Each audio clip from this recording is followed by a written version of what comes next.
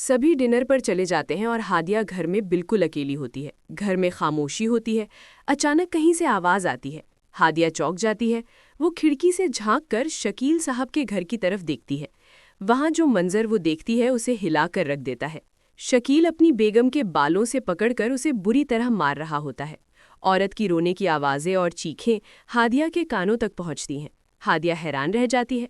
उसका शक अब यकीन में बदल जाता है कि शकील अपनी बीवी पर बहुत जुल्म करता है। हादिया फौरन फुरकान को कॉल करती है। फुरकान अपनी पुलिस की नफरी लेकर उसी वक्त वहां रवाना हो जाता है। उधर हादिया खुद शकील के घर के अंदर पहुंच जाती है। वो देखती है कि शकील अपनी बेगम को बालों से पकड़े खड़ा है। वो बेचारी हाथ जोड़कर रो रही होती है, आगे गिड़गिड़ा रही होती है, खुदा के वास्ते मुझे छोड़ दो, मेरी जान बख्श दो। लेकिन शकील उस वक्त किसी वैशी दरिंदे जैसा लग रहा होता है, जैसे भूखा शेर अपने शिकार पर टूट पड़ा हो। हादिया आगे बढ़ती है।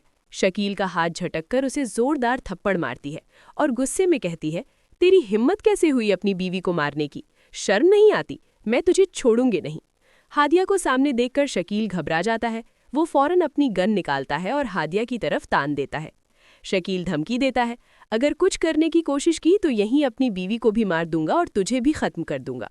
तू पुलिस वाली है तो क्या? अगर तू शेर है तो मैं सवा शेर हूँ। हादिया गन देखकर डर जाती है। उसी वक्त फुरकान पुलिस वालों के साथ वहां पहुंच जाता है।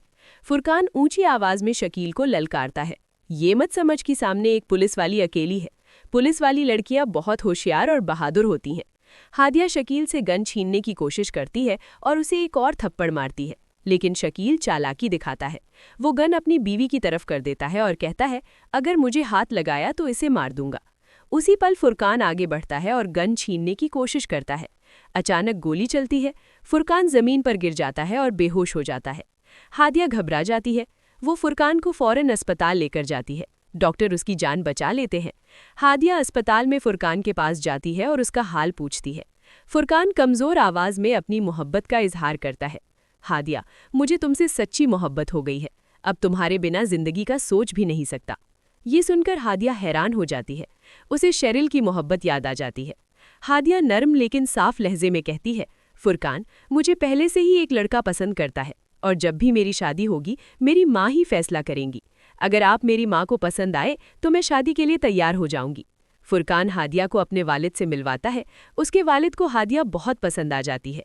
वो कहते हैं, हमें हादिया के रिश्ते के लिए उसकी माँ से बात करनी होगी। जब ये बात शेरिल को पता चलती है तो उसका दिल टूट जाता है। अब सवाल ये है, हादिया की शादी किसके साथ होगी, फुरकान के साथ या शेरिल के साथ? आपकी राय में कौन ज़्यादा बेहतर है? कमेंट करके ज़रूर बताइए। वीडियो को लाइक करें और चैनल को सब्सक्राइब करें।